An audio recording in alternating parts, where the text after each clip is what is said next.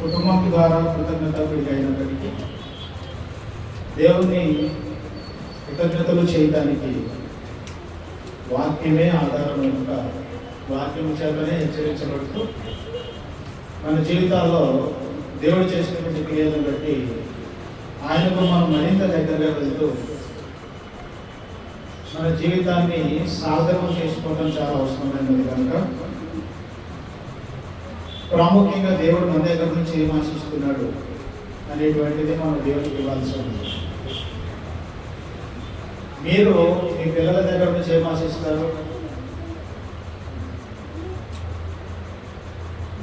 పిల్లలు ఉన్న వాళ్ళు పిల్లల దగ్గర నుంచి ఏం ఆశిస్తారు? మీరు సంపాదించుకున్న మంచి పేరు చెడగొట్టకుండా కాపాడితే చాలు. పిల్లలు ఏం ఆశిస్తారు? నేను 10 రూపాయలు అడిగితే మా నాన్న నాకు 100 రూపాయలు ఇవ్వదు. ఏదో ఒకటి బెటర్గా ఆలోచిస్తా, అంతేనా?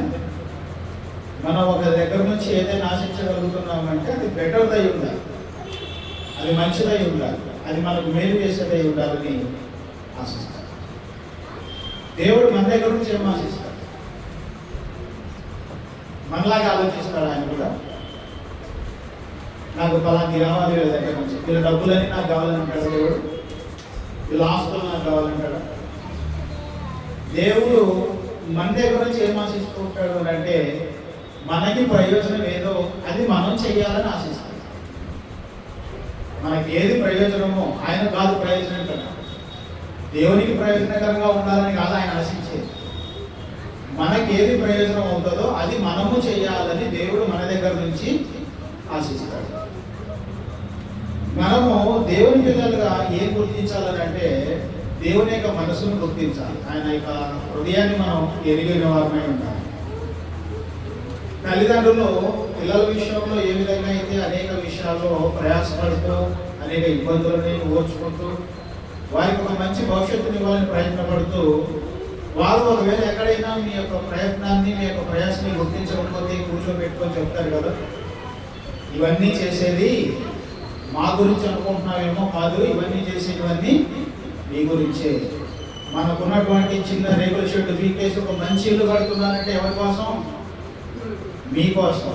ఒక మంచి చదువులు చెప్పిస్తున్నామంటే ఎవరి కోసం? మీకోసం అని చెప్పేసి పిల్లల్ని కూర్చోబెట్టుకొని బుద్ధి జ్ఞానాలు చెప్పినట్టుగా దేవుడు కూడా నేను ఇవన్నీ ఏర్పాటు చేసింది ఎవరి కోసమో దేనికోసం అని అంటే అదంతా మీకోసం అని చెప్తాడు. కాబట్టి దేవుని యొక్క అక్కడ పిల్లలు ఎవరో ఫ్రీ ఫైర్ పబ్జీ ఆడుతున్నారు. మరి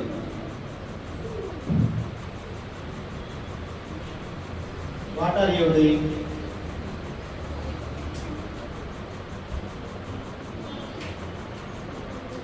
చూడండి, దేవుడు మన దగ్గర నుంచి ఆశించేటువంటిది ఏంటి అనేటువంటి దాంట్లోన ఒక మంచి విషయాన్ని మనం నేర్చుకునే ప్రయత్నం చేద్దాం. వ్యక్తిత్వం అనేటువంటిది ఒకటి ఉంది. వ్యక్తిత్వం, క్యారెక్టర్ అంటారు కదా. అందరికీ వ్యక్తిత్వాలు ఉంటాయి. మనం కూర్చున్న మనందరికీ కూడా వ్యక్తిత్వాలు అనేటువంటివి ఉంటాయి. ఉదాహరణగా కొన్ని చెప్తాను. క్రూరుడు అంటే ఏం చూస్తారు మీరు అతనిలో? క్రూరుడు, క్రూరమైన వాడు ఏం చూస్తారు అందులో? మూర్ఖుడు అన్నారనుకోండి, అతను ఏం కనబడుతుంది? మూర్ఖత్వం అన్నారు. క్రూరుడు అన్నారంటే క్రూరత్వం అన్నారు. తత్వం ఏదైతే ఉందో అది కనబడుతుంది, దాన్ని బట్టి పేరు. రాజా మంచివాడు అన్నారనుకోండి, ఏం కనబడుతుంది అందులో? మంచి వ్యక్తిత్వం కనబడుతుంది.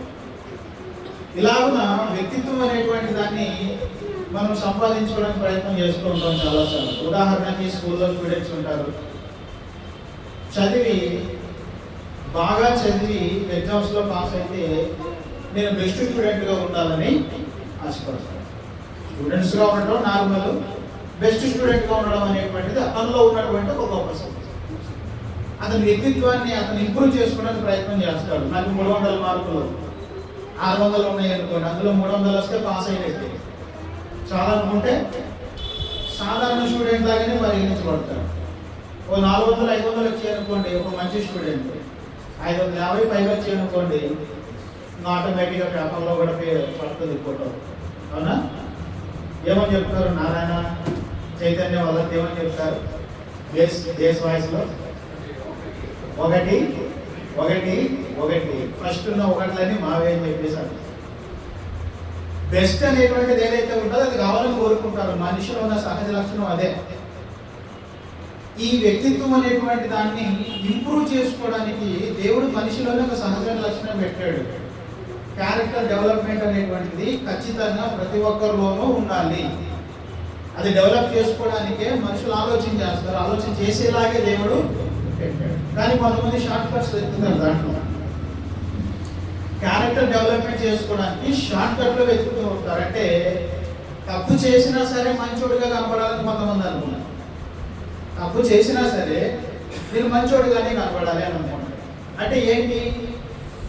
తప్పు చేస్తే ఆటోమేటిక్గా వీళ్ళు తప్పు చేసేటటువంటి క్యారెక్టర్ మోయాల్సి వస్తుంది. కానీ నేను మంచోడిని అనిపించుకోవాలి అనేటువంటిది ఏంటంటే బలవంతంగా షార్ట్ కట్లో చేయటం. ఉదాహరణకు 1000 మంది దగ్గర దొంగతనం చేసి చెడ్డోడు అనిపించుకున్నాడు అనుకోండి, 10 మందికి ఫుడ్ పెట్టేదాన్ని ప్రొజెక్ట్ చేస్తే ఏం కనబడుతుంది? ఇప్పుడు ఏం కనబడుతుంది? అసలు ఎందుకు అది ఎందుకు ఇది ఎందుకు అని అంటే ఏం చెప్తాం? అంతేనా? ఎవరికి కూడా తమ వ్యక్తిత్వం అనేటువంటిది చెడిపోవడం పడిపోవడం ఇష్టం లేదు.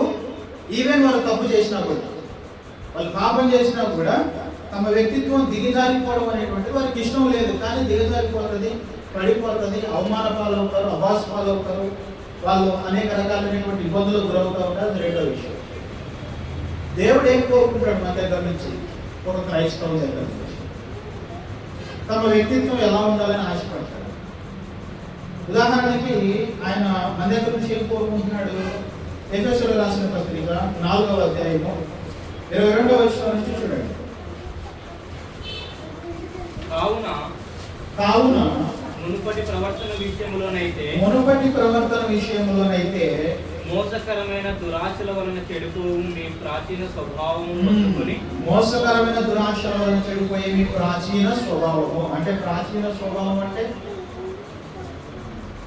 ప్రాచీన ఓల్డ్ క్యారెక్టర్ ఏదైతే ఉందో అదన్నమాట. మీ ప్రాచీన స్వభావం మీరేం చేయాలి? వదులుకొని మీ చిత్తవృత్తి యందు నూతన పరచబడిన వారై నీతియు యథార్థమైన భక్తియు గలవారై దేవుని పోలికగా సృష్టించబడిన నవీన స్వభావమును ధరించుకొనవలెను. దేవుడు ఏం కోరుకుంటున్నాడు మన దగ్గర నుంచి?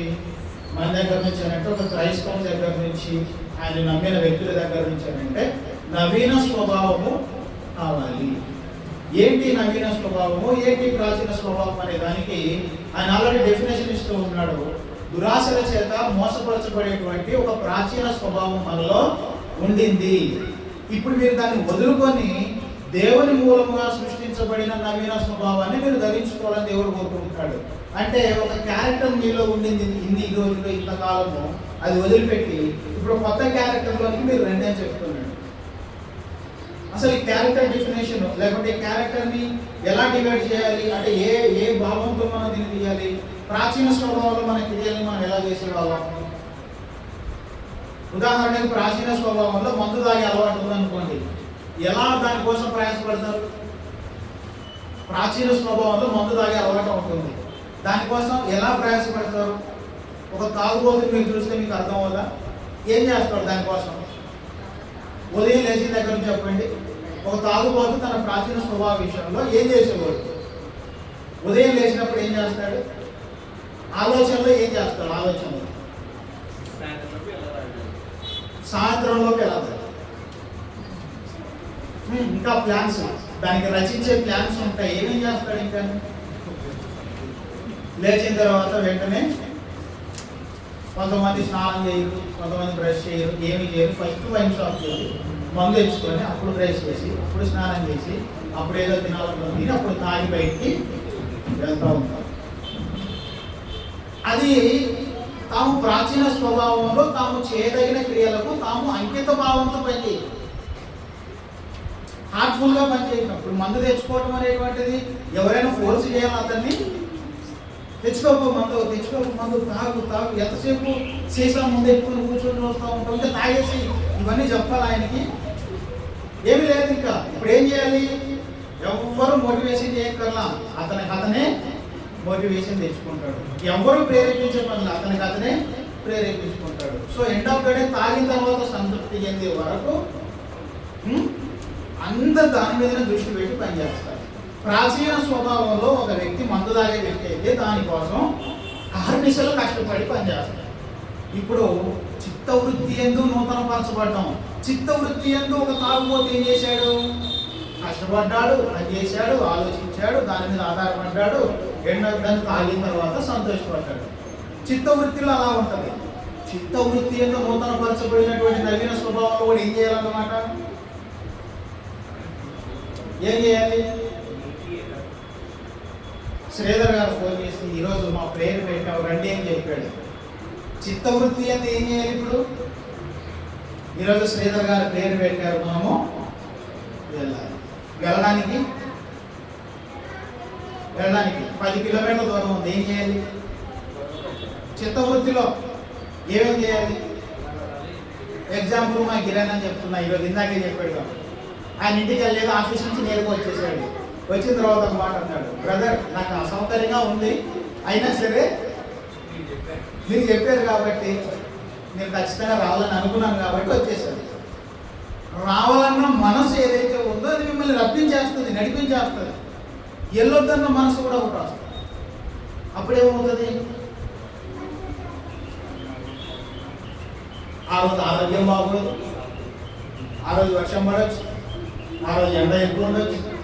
ఎన్ని చెప్తారు అంటే నేను రావద్దు అనుకోవడానికి ఎన్ని కారణాలేనా? చిత్తవృత్తి అనేటువంటిది ఏంటంటే ఆ పదం మీకు కొత్తగా ఉండొచ్చేమో కానీ హృదయపూర్వకంగా చేయాల్సినటువంటి ఆలోచన ఏదైనా పని ఉంటే. ఇంకా మీకు చెప్పాలంటే అంటే రెగ్యులర్గా వినే ఉదాహరణ మీకు అర్థం అవ్వడానికి చెప్తాను. భార్య భర్త తరపు బంధువులు వచ్చారు, ఎలా రియాక్ట్ అవ్వాలి? మనలో బాగున్నారు ఓకే, అందరూ బాగున్నారు ఓకే. లోకానుసారమైన వ్యక్తులు ఎలా? భర్త తరపు బంధువులు వచ్చారు ఇంటికి, ఒక 10 మంది వచ్చారు. ఈవిడేం ఆలోచన చేస్తుంది? ఇప్పుడు ఆమె తరపు బంధువులు వచ్చారు, ఇప్పుడేం ఆలోచన చేస్తుంది? ఇక్కడ మధ్యలో మీకు చిత్తవృత్తి అనేది ఒకటి అర్థం కావాలి. ఈ చిత్తవృత్తి అనేది మీకు అర్థం. చిత్తం అంటే మనం హృదయపూర్వకంగా ఉండడం అని అర్థం. వృత్తి అంటే పని, హృదయపూర్వకంగా చేసే పని. మనకి ఇష్టమైన వాళ్ళు వచ్చినప్పుడు చేసే పని, ఇష్టం లేని వాళ్ళు వచ్చినప్పుడు చేసే పని. చిత్తవృత్తిలో ఏం కనబడుతుంది అంటే హృదయపూర్వకంగా చేసే పనులు కనబడుతుంది. దేవుడు మన దగ్గర నుంచి ఒక నవీన స్వభావమును కోరుకుంటున్నాడు. ఒక కొత్త స్వభావం మనలో రావాలని కోరుకుంటున్నాడు. అది ఎలా ఉండాలి అంటే చిత్తవృత్తి అంటే హృదయపూర్వకంగా జరిగేదై. ఇప్పుడు హృదయపూర్వకంగా దేవుని కొరకు ఒక పని చేయాలంటే ఏమేం చేయాలి? ఒక పని హృదయపూర్వకంగా జరగాలంటే ఏమేం చేయాలి? దానికి అసలు ఏంటి ప్రిపరేషన్ ఏంటి? అసలు ఆ పని మనం మన జీవితంలో జరిగించడానికి మనం ఎలా సిద్ధపడి ఉండాలి? ఏదైనా ఒక పని సంపూర్ణంగా జరగాలంటే దానికి ఏ ప్రిపరేషన్ మనలో జరగాలి? ప్రార్థన చేయాలన్నారు అనుకోండి, ప్రార్థన చేయాలి. మన జీవితాల్లో మనము ప్రార్థన చేసుకోవాలి. ప్రార్థన చేసుకోవాలి అనుకున్నప్పుడు ఈ ప్రార్థన విషయంలో మనం దేవుణ్ణి ఏం చేయాలి? ప్రార్థన అంటే దేవునితో మాట్లాడటం. దేవునితో మాట్లాడడం అంటే మన తండ్రితో మాట్లాడటం. మన తండ్రితో మాట్లాడటం అని అంటే ఎలా? ఉదాహరణ మీ పిల్లలు మీతో మాట్లాడడానికి ఎలా వస్తారు? ఎలా వస్తారు? వాళ్ళకి ఏమన్నా అడ్డుందా? వాళ్ళకి ఏ అడ్డు లేదు. వాళ్ళు ఎలా వస్తారు మన దగ్గరికి? డాడీ చాక్లెట్ కొనుక్కోవాలి 10 రూపాయలు. ఎంత సింపుల్గా ఉంది. అంటే మన పిల్లలు మనతో కన్వర్సేషన్ చేయడానికి మధ్యలో ఏ బారియర్స్ లేవు. ఇప్పుడు దేవుడు మన తండ్రి, ఆయనతో మాట్లాడాలి, అని ప్రార్థన చేయాలంటే వెంటనే చేసేయలేరు ఎవరు కూడా. వెంటనే దేవుడిని ప్రార్థన చేయలేరు ఎవరు కూడా. ఇప్పుడు ఆ ప్రార్థన దేవునితో చాలా క్లోజ్ రిలేషన్ ఉన్నట్టుగా ప్రార్థన చేయాలని అంటే అది డే 1లో వచ్చేది కాదు, మొదటి రోజే వచ్చేది కాదు. మరి ప్రేయర్ అనేటువంటిది మన జీవితంలో ఒక భాగం అవ్వాలనంటే ఏం చేయాలి? మొదటి రోజు ఏం చేయాలి? అమ్మ మిమ్మల్ని అడుగుతున్నా, వాళ్ళు దూరం ఉన్నారో అలా కనపడదేమో, మిమ్మల్ని అడుగుతున్నా. ప్రార్థన చేయాలన్న ఒక ఉద్దేశం మన జీవితంలో నెరవేరాలని అంటే మొదటి రోజు ఏం చేయాలి? ప్రార్థన నాకు సరిగా రాదు కదా కాబట్టి నేను చేయను. ప్రార్థన నాకు నేర్పించే వాళ్ళు లేరు కదా కాబట్టి నేను చేయను. కారణాలు ఎన్ని చెప్పొచ్చు? అలాగా ఎన్నైనా చెప్పొచ్చు. నేను ప్రార్థన చేయను అనడానికి చాలా కారణం చెప్పొచ్చు. ఏదో రకంగా నేను ప్రార్థన చేయాలనుకున్నారనుకోండి, ఆ రోజు మీకు ఏదో ఒక మార్గం గుండా ప్రార్థన చేసే అవకాశము దొరుకుతుంది. ఆ రోజు మీరు బాగా చేయగలరు. వింటాడా విండా? మీ హృదయాంతరంగాలు తెలుస్తాయి, తెలియవా? దేవునికి తెలుస్తాయి. ఇంకా ఈరోజు నేను ప్రార్థన సరిగా చేయలేకపోయాను, నేను ఆగిపోతాను అనుకున్నారు అనుకోండి, రెండో రోజు ఎవరు చేస్తారు? రెండో రోజు ఎవరు చేస్తారు? ఎవరు చేయరు. అంటే ఈరోజు నేను సరిగా చేయలేదు కాబట్టి మీలో ప్రోత్సాహం ఏమవ్వాలి? ఇప్పుడు రేపు నేను బాగా ప్రార్థన చేయాలి, ఎల్లుండి ఇంకా బాగా ప్రార్థన చేయాలి, అవతల వచ్చే రోజులన్నీ ఇంకా ఇంకా బాగా ప్రార్థన చేయాలి. దీని అర్థం ఏంటనంటే ఈరోజు నేను దేవునితో మాట్లాడడానికి సరిగా కుదరలేదు, రేపు నేను బాగా మాట్లాడాలి, ఎల్లుండి ఇంకొంచెం బాగా మాట్లాడాలి. మాట్లాడుతూ ఉంటే ఆ ఇద్దరి మధ్యలో ఏమొస్తుంది? ఒక మంచి రిలేషన్ అనేటువంటిది వస్తుంది. మంచి రిలేషన్ ఏర్పడ్డాక దేవునితో ఎలా మాట్లాడతారు? ఎంతసేపు మాట్లాడతారు?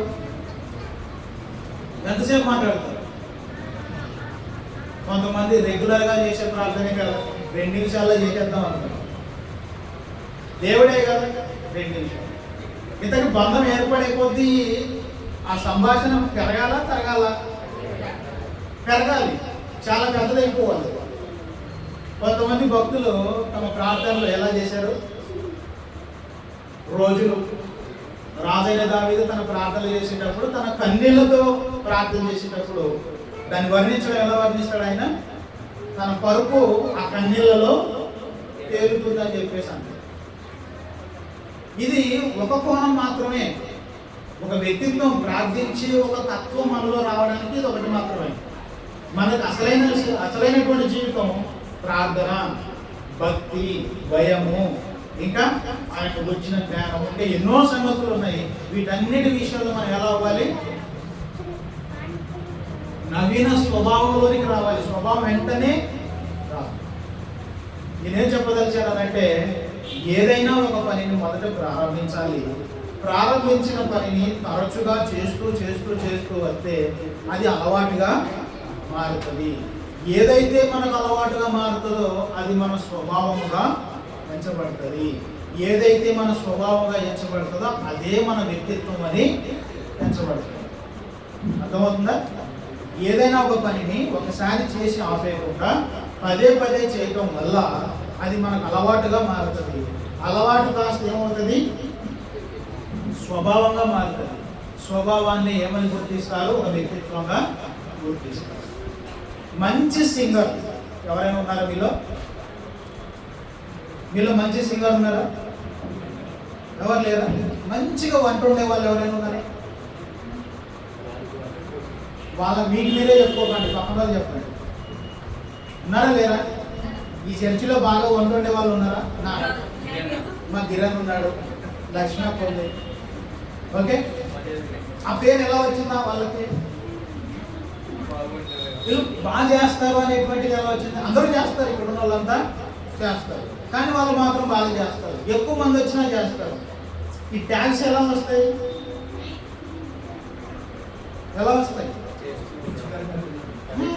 వాళ్ళు దాంట్లో ఎక్స్పర్ట్ అయిపోయారు, వాళ్ళు దాంట్లో అనుభవజ్ఞులు అయిపోయారు, వాళ్ళు దాని విషయంలో చాలా గొప్ప స్థాయిలో ఉండిపోయారు. ద సేమ్ టైం మనం కూడా వ్యక్తిత్వ విషయంలో మన క్యారెక్టర్ని ఆ విధంగానే డెవలప్ చేసుకోవాలి. దేవుడు మనల్ని చూసి బలా నమ్మకమైన మంచి దాసుడు అంటాడు.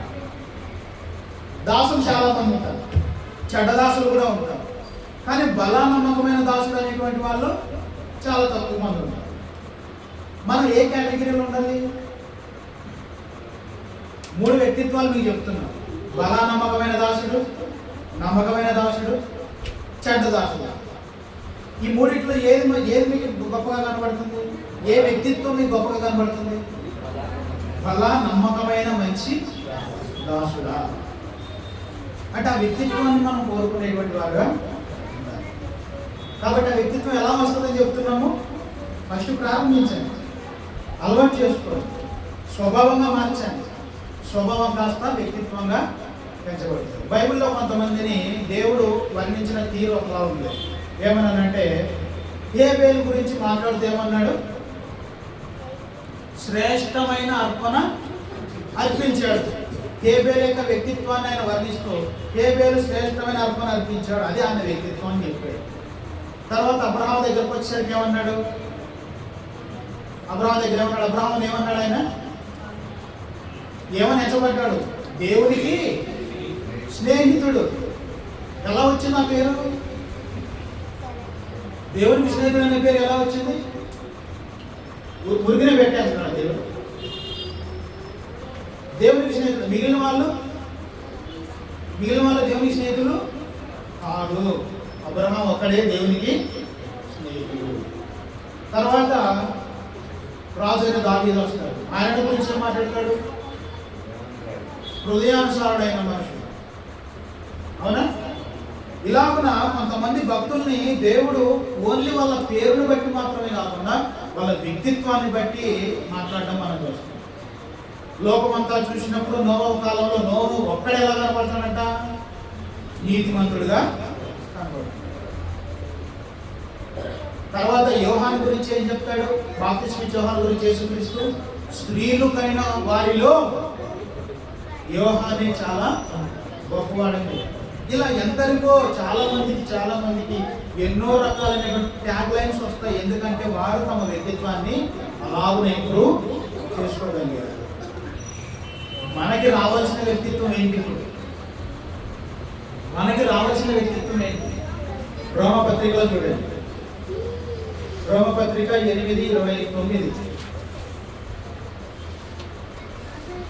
రోమపత్రిక 8:29. ఎందుకనగా తన కుమారుడు అనేక సహోదరులలో జ్యేష్ఠుడన్నట్లు దేవుడు ఎవరిని ముందు ఎరిగినో వారు తన కుమారునితో సారూప్యం గలవారగుటకు వారిని ముందుగా నిర్ణయించారు.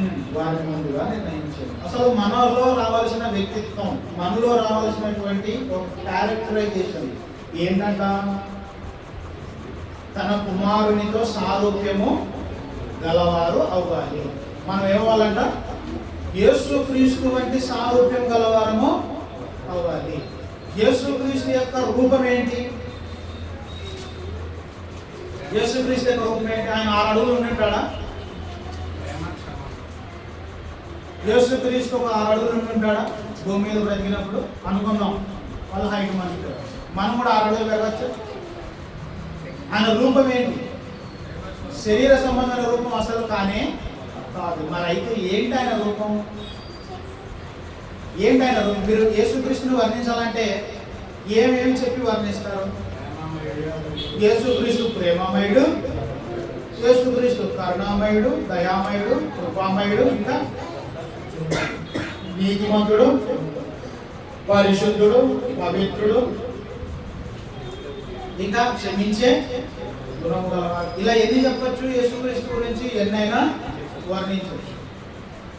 మనం ఆయనతో సారూప్యం గలవారు అవ్వాలని వాక్యం చెబుతుంది. అంటే ఆయన క్యారెక్టర్ ఏ రూపంలో నిలబడ్డదో మన క్యారెక్టర్ కూడా అదే రూపంలో నిలబడాలి. ఇప్పుడు యేసుక్రీస్తు వంటి క్యారెక్టరైజేషన్ మనలో రావాలి. యేసుక్రీస్తు తన క్యారెక్టర్ ఇలా ఉందని చూపించడానికి ఎంతకాలం పట్టింది?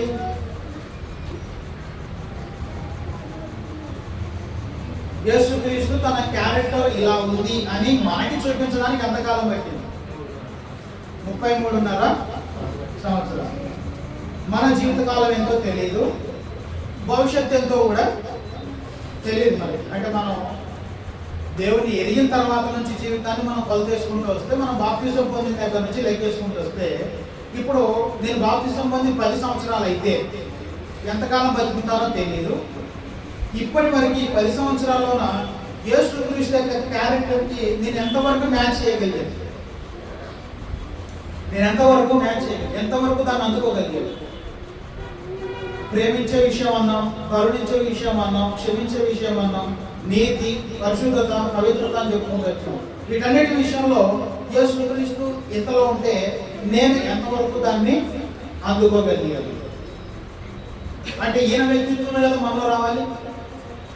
ఫిలిప్పీ పత్రిక చూడండి, ఫిలిప్పీ పత్రిక 2వ అధ్యాయము 5వ వచనం. క్రీస్తు యేసునకు కలిగిన ఈ మనస్సు మీరును కలిగి ఉంది. ఆయన దేవుని స్వరూపము కలిగిన వాడై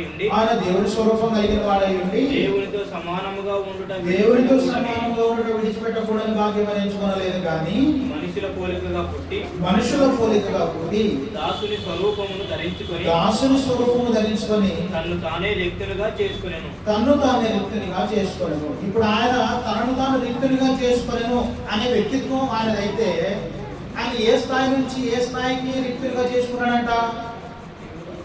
దేవుని స్వరూపం గలవాడై ఉండి దేవునితో సమానముగా ఉండుట విడిచిపెట్టకూడని భాగ్యం ఎంచుకునేది. అంటే పరలోకమందు ఉండి సర్వలోకం మీద అధికారి ఉండి తీర్పు తీర్చడం, అధికారిగా ఉండటం, ప్రభుత్వం చేయడం అనేటువంటి ఒక స్థాయిలో ఆయన ఉండి మన కోసం ఆయన ఏం చేశాడంట? తనను తాను రిక్తునిగా చేసుకున్నాడంట. ఈ మనసు మీలో ఉండాలి అని చెప్తున్నాడు ఆయన. ఈ మనసు మీలో ఉండాలి. ఏ మనసు? మీకోసం ఆయన తనను తాను తగ్గించుకున్నాడు. ఎంత అంటే ఆల్మోస్ట్ నేల మట్టికి అనుకున్నా కాసేపు. ఆకాశం నుండి నేల మట్టు, కానీ ఆయన తను తాను తగ్గించుకున్నాడు. ఇప్పుడు తగ్గించుకునే విషయానికి వచ్చేసరికి మనం ఎంత తగ్గించుకోవాలి?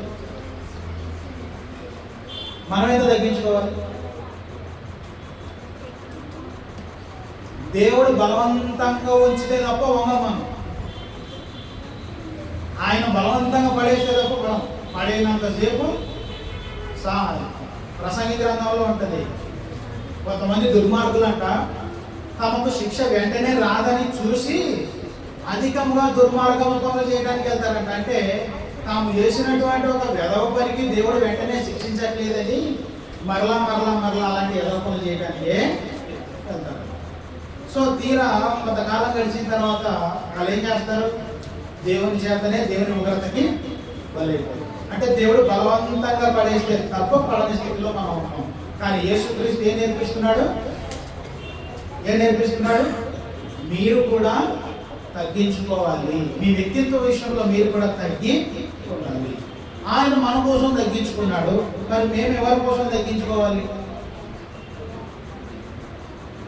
ఆయన మన కోసం తగ్గించుకున్నాడు. తన తాను పరలోకపు స్థాయి నుండి ఈ భూలోకంలో నరవతారంలో వచ్చి మరణం వరకు వెళ్ళేంతగా ఆయన తనను తాను తగ్గించుకున్నాడు. మరి మేము ఎవరి కోసం తగ్గించుకోవాలి?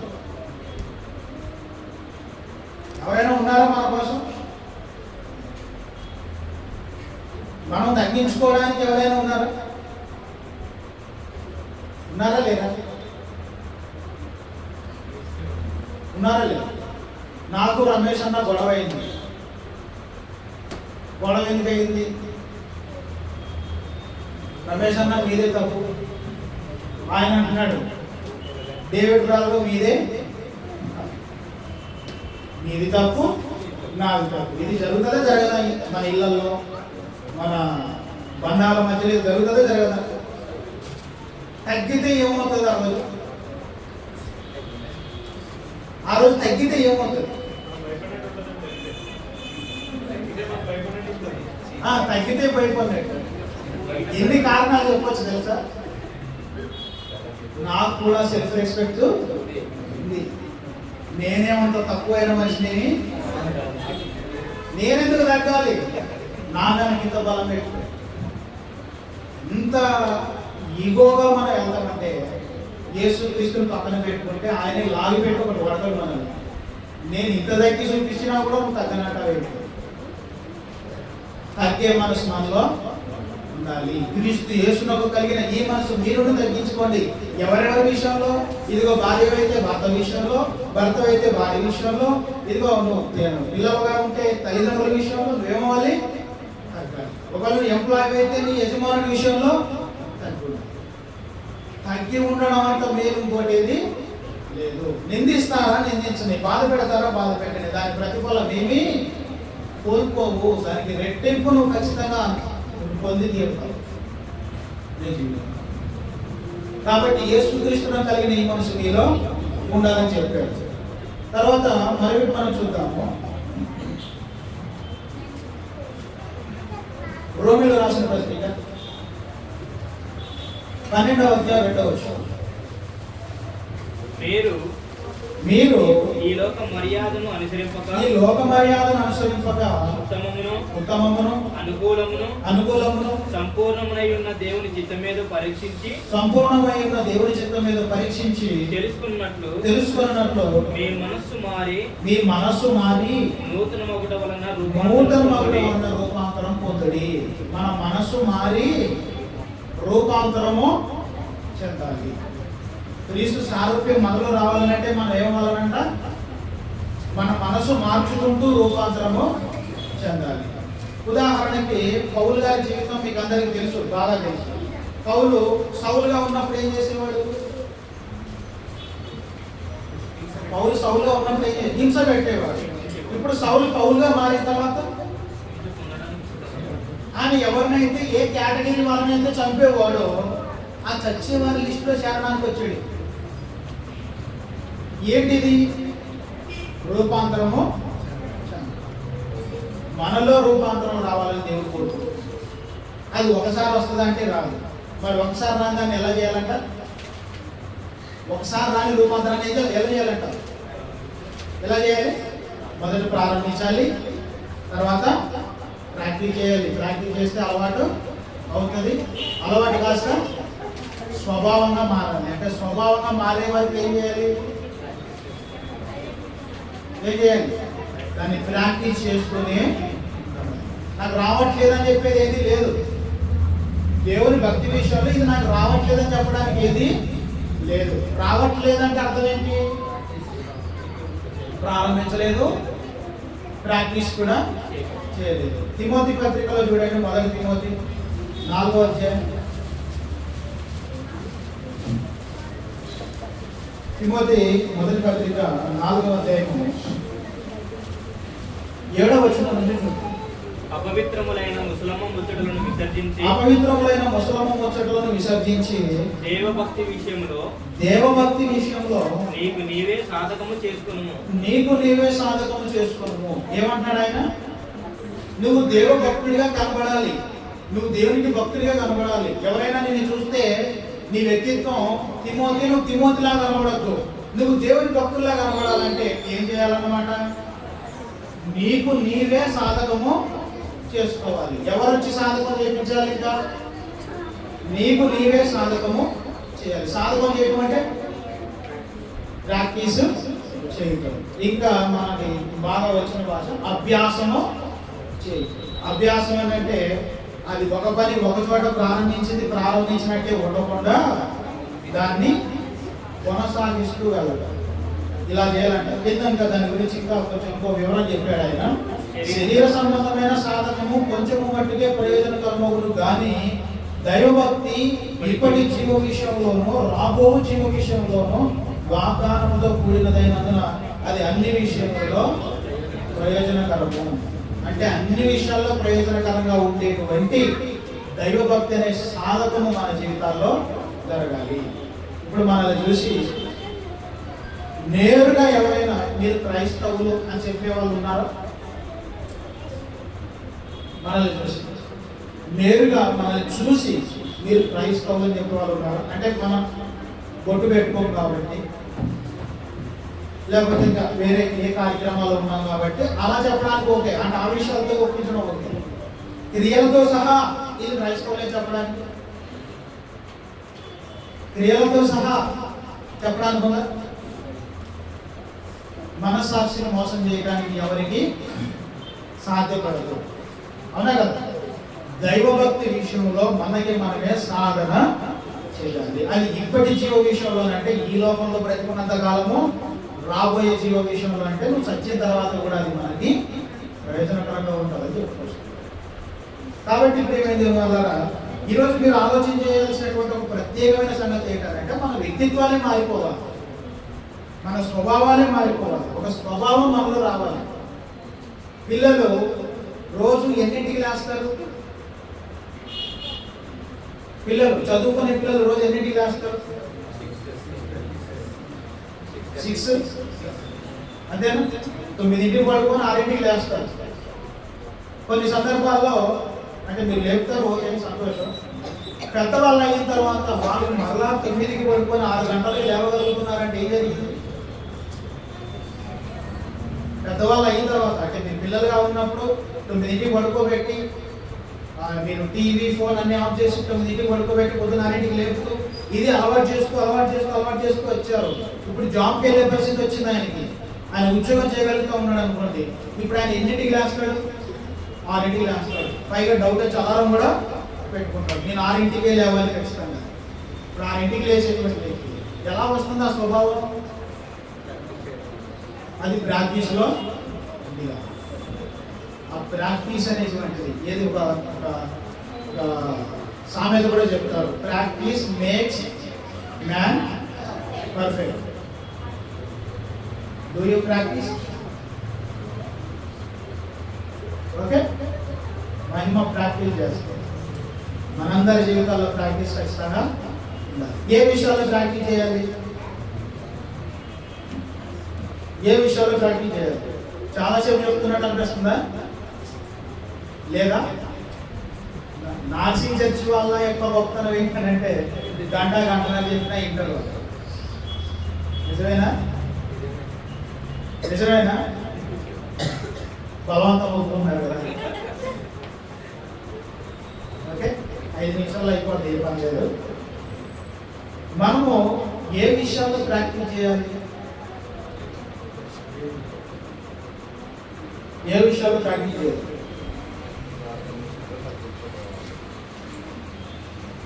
తెలుసా తెలీదా?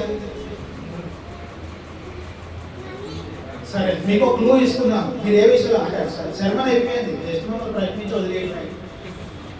ఓకే, మనం ఏ విషయాల్లో ప్రాక్టీస్ చేయాలి? ఏ విషయంలో మనకు స్వభావం రావాలి? ఏ విషయంలో మన వ్యక్తిత్వమే మారాలి అని అంటే ఒకసారి మన అంతరాత్మను అడిగి చూద్దాం. మనకేమి రావు, మనకేం రావట్లేదు, ప్రార్థన చేయడం రావట్లేదు అంటే ఆ ప్రార్థన విషయంలో మన వ్యక్తిత్వం మారాలి, ప్రాక్టీస్ చేయాలి. నాకు పాటలు పాడడం రావట్లేదు, అందులో నాకు రాదు. మరి కొంతమంది ప్రాముఖ్యమైన బలహీనత ఏంటంటే ఈరోజు ప్రార్థన ఉందంటే నేను సమయానికి వెళ్ళకపోతున్నా. మామూలుగా ఈసారి నుంచి స్వభావం ఏమని మారాలి? సమయానికి వెళ్ళాలి. ఆ స్వభావం వచ్చేదంటే ఒక క్రైస్తవం. ఒక క్రైస్తవుడు అంటేనే పంచువాలిటీ కలిగిన వ్యక్తి. ఆ పేరుకి న్యాయం చేయాలంటే కూడా ఏం చేయాలి? వెళ్ళాలి. కొంతమంది కాంపిటేటివ్ ఎగ్జామ్స్ రాస్తూ ఉంటారు కదా, 9ంటికి గేటు క్లోజ్ అయిందంటే నువ్వు 1 సెకండ్ లేట్ వచ్చినా కూడా అలో చేయదనేటువంటి ఒక పరీక్ష ఉందనుకోండి. దానికి ఎన్నింటికి వెళ్తారు? గంట ముందు వెళ్తారు, గంట ముందు. ఎందుకనంటే 1 సెకండ్ లేట్ అయినా అవకాశం లేదు కాబట్టి. అది లోకానుసారమైంది, అది లోకానుసారంగా కొంచెం మట్టికే ప్రయోజనం కాదు, కానీ ఇది రాబో జీవ విషయంలో కూడా ప్రయోజనం. మరి ఏం చేద్దాం దీని విషయం? మనకి రాని వాటి విషయంలో ఏం చేద్దాం? అది సమస్య. ప్రాక్టీస్ చేయాలి. ప్రాక్టీస్ చేయాలంటే ఈ రోజు నుంచి అయినా సరే, కనీసం రేపటి నుంచి అయినా సరే, సండే నుంచి అయినా సరే ఏం చేయాలి? ప్రార్థన రాని వాళ్ళు ప్రార్థన చేయండి, పాటలు పాడడం రాని వాళ్ళు పగలంతా మీకు ఖాళీ దొరికినప్పుడు పాటలు ప్రాక్టీస్ చేయండి. ఇంకా సమయానికి ఎవరైనా రాలేకపోతే రావడానికి ప్రాక్టీస్ చేయండి, తెగించేయండి. అంతే, ఏముంది? లేదు, తెగించేయండి అంతే. తర్వాత మళ్ళీ ఏదైనా అంటే మళ్ళీ చూసుకోవచ్చు. దేవుడు అంత బలహీనుడా? దేవుడు మనకి ఇవ్వలేని వాడా? ఇస్తాడని నమ్మకం ఉందా? ధారాళంగా ఇస్తాడని. మనకెందుకో దేవుడు మంచిగా ఇస్తాడని ఫీలింగ్ చాలాసార్లు. అందుకే దేవుని మీద మనం విశ్వాసం ఉంచాలి. మన విశ్వాస విషయంలో మనం సంపూర్ణత సాధించాలి. కాబట్టి ఈరోజు మిమ్మల్ని హెచ్చరించిన విషయము, మన వ్యక్తిత్వం అనేది మారాలి. క్రీస్తు వంటి సారూప్యంతో సమానముగా మారాలి. మరి క్రీస్తు ఉత్తినే ఆ స్వారూప్యం పొందినవాడే కాదు, ఆయన మన వలె శోధింపబడి ఏ పాపము చేయలేదు. అంటే ఆయన ఈ లోకంలో మనలాగే అన్ని ఛాలెంజ్లు ఎదుర్కొన్నాడు, అనుభవించాడు, ఎదుర్కొని నిలబడ్డాడు. కాబట్టి ఆయనకు ఆ ట్యాగ్ లైన్ వచ్చింది. ఈరోజు మనకు కూడా అదే కావాలి. కాబట్టి మీకు ఇంకా ఇంకా ఒక హెచ్చరికతో కూడినటువంటిది ఏంటంటే, మీరు ఫుల్ఫిల్ అవ్వడానికే టైము. తెలుస్తుందా మీకు? మీరు ఏవైతే మాకు ఇవి రావు అనుకుంటున్నారో అవి రావడానికే, అవి మీరు నేర్చుకోవడానికే, అందులో మీరు సంపూర్ణత సాధించడానికే దేవుడు ఆయుష్కాలం అనే టైం మనకు ఇస్తున్నాడు. ఒకవేళ దేవుడు ఇచ్చిన ఆయుష్కాలం లోపల మనం వాటిని సాధించలేకపోయాం అనుకోండి, ఆయన దగ్గరికి వెళ్ళాక ఎలా నిలబడతామంట? ఎలా నిలబడతాం? అన్ని పర్ఫెక్ట్గా చేసిన వాళ్ళేమో ధైర్యంగా నిలబడతారంట, పర్ఫెక్ట్గా చేయని మనం మాత్రం తలంచుకొని నిలబడతామంట. అంటే తీర్పు దినం ముందు తలంచుకొని నిలబడేటువంటి పరిస్థితి మనకి రాకముందే ఇదిగో ఈ రోజు నుంచే మనం దేవుని కొరకు ఏం చేయాలో అవి చేయడానికి ప్రారంభిద్దాము. ప్రారంభించిన వాటిని ఆపకుండా కొనసాగిద్దాము, ప్రాక్టీస్ చేద్దాము. స్వభావ సిద్ధంగా చిత్తవృత్తి ఎందు వాటిలో మనం నిలబడదాం. కాబట్టి ఈ విషయాలు మీ యొక్క ఆత్మీయ జీవితానికి హెచ్చరికగా ఉండాలని, ప్రత్యేకించి మరి శ్రీధర్ గారు ఏర్పాటు చేసినటువంటి కుటుంబ కృతజ్ఞత కూడిక ద్వారా మనలో ఉన్నటువంటి లోపాలు సరిదిద్దుకొని దేవుని కొరకు బ్రతకాలని హెచ్చరిస్తూ కొద్ది మాటలు ముగిస్తూ ఉన్నాను. అందరికీ ప్రోగ్రాం ఉంది.